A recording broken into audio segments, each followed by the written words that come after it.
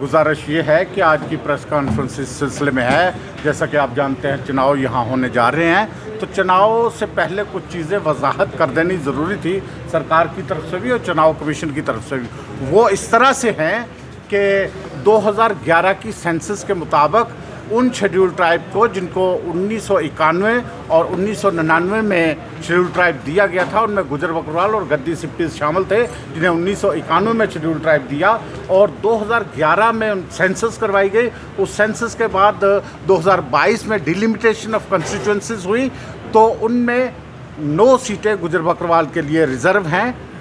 वो हम चाहते हैं कि वो सिर्फ गुजर बकरवाल ही उस पर चुनाव लड़ सकता है, क्योंकि 2024 में कुछ और लोगों को शेड्यूल ट्राइब दिया गया है, वो उसमें चुनाव नहीं लड़ सकते, क्योंकि ना ही तो उनकी एन्यूमरेशन हुई है, यानी मर्दमशुमारी नहीं हुई है, और ना ही डिलिमिटेशन हुई है। जब तक ना फ्रेश सेंसस हो जाए, मर्दमशुमारी हो जाए और फिर डिलिमिटेशन अगर हो सकती है तो करे,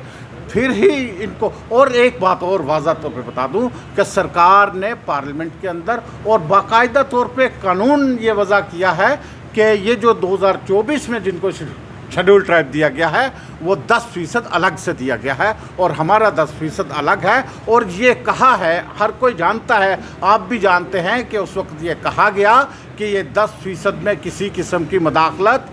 ने जो दिए गए हैं शेड्यूल ट्राइब, उनकी कोई मदाखलत नहीं होगी, लिहाजा वो 9 सीटें, उनमें किसी किस्म की मदाखलत नहीं होनी चाहिए। और सरकार को इस बात को एश्योर करना है, यकीनी बनाना है कि कोई भी